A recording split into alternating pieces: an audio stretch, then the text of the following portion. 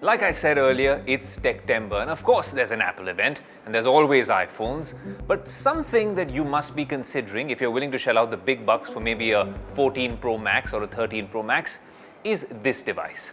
You saw it at Samsung Galaxy Unpacked, an exclusive first look with its younger sibling, the Flip 4, and a bunch of other devices if you remember from our coverage on Tech Today. Especially, one that caught our eye was the Samsung Galaxy Watch 5 Pro. What makes it so different? Well, first, let's unbox it.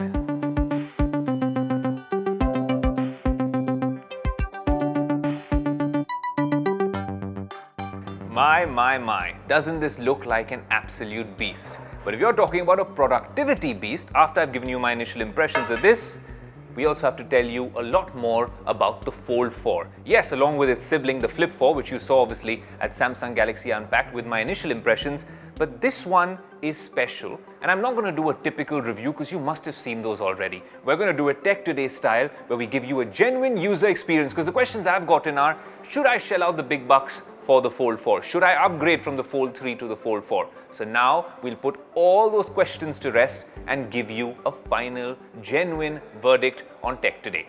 Very quickly, the Samsung Galaxy Watch 5 Pro is a new product. When I laid my eyes on it, when I unboxed that personalized package a few weeks ago, I was stumped. I was floored by what this watch looked like. It's a more durable option compared to the Watch 5. But my initial impressions of the Watch 5 Pro, a lot more rugged, maybe meant for the outdoors, a very cool color. I can see myself wearing this, maybe, just maybe more than an Apple Watch as well. It reminds me a bit of the Garmin's, and maybe that's what it's meant to replace. Very rugged, very classy looking, and the display is vibrant. I am liking this partnership. Finally, tech geeks are getting to see the true fruits of the partnership between Samsung, Google, and of course Fitbit as well.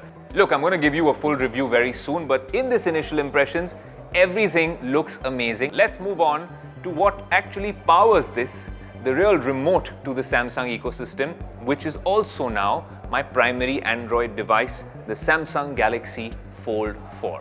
So as I was saying, how can you figure out whether you should purchase the Fold 4, which is an expensive foldable? If you're spending more than 1,30,000, 1,40,000 rupees, if you're spending more than a lakh on a phone, then it has to be something which can be your primary device. So what would this be pitted against? If you're spending more than a lakh on a device, then we're talking iPhone Pro Max category, right? The big daddy of iPhones. If it was last year the 13 Pro Max or this year as well, that's what this is up against. And strangely, the only other rival in its class is last year's Fold 3. So should you upgrade from a Fold 3 if you have it already? The short answer is no. This is an incremental, iterative upgrade from the Fold 3. You've already spent a lot of money on the Fold 3. You can wait it out.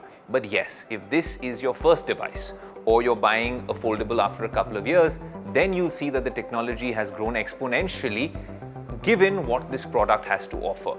All the things that we were left nitpicking for, all the things that we were complaining about on the Fold 3 have to some extent been addressed with the Fold 4. So the Fold 4 does have a better camera. If I actually power it up, there are several cameras we're talking about, right? I'll give you an instance. This is how a selfie would look from the front camera. Then there's another camera when you open it up, and it automatically, the minute you open it up, the screen switches to the inside. This is the camera on the inside of the phone, and then you have these cameras. But then you'll say, what's the point of them? I can't even use this as a selfie. Well, you can again on the Fold. That's the beauty of the Fold devices. And then if you want to see its 50 megapixel camera and all its prowess with a viewfinder, there you go, the cover screen preview. And this is what it looks like if you use the camera at the back. The camera at the back is much more refined, low light photography is better, video shooting is much better. You can go 8K on this device, so it is almost flagship level when we're talking about the camera. Now, another thing that's improved about the phone is that it's much lighter than last year. It's also shorter, and that also means that it's a little more immersive when we're talking about the viewing experience, because the bezels are reduced, they're mitigated. I'll tell you when this phone really comes into its own.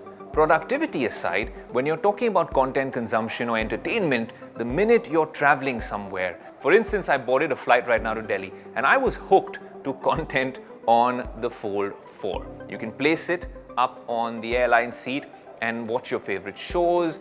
It's got a fantastic display, very punchy, saturated, vibrant sort of colors, great speaker system. Pair it up with headphones, great sound as well. You can zoom in and get a fantastic viewing experience. I think in terms of entertainment, this phone is unparalleled, unmatched in the market. When you're talking productivity, of course, you can use the S Pen Fold Edition.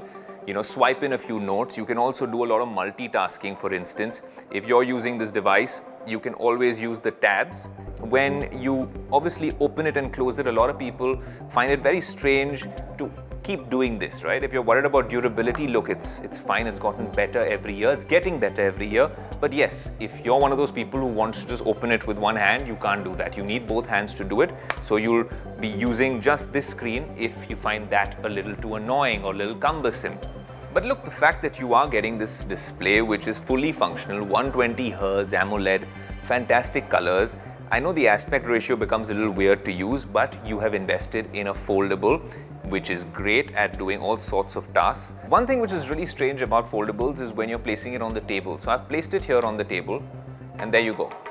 It doesn't pass the wobble test. You can't be moving around like this because it's going to keep wobbling. So that's because of the massive camera sensors which have gotten so much bigger than the last year as well.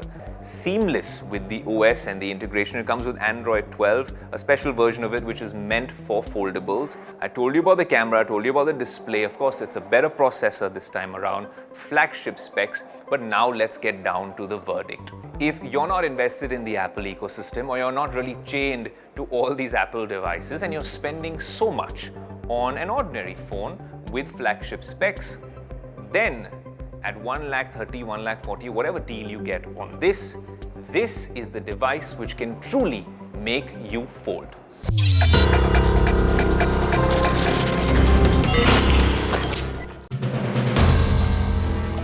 If you like the video, do like, comment, share and subscribe.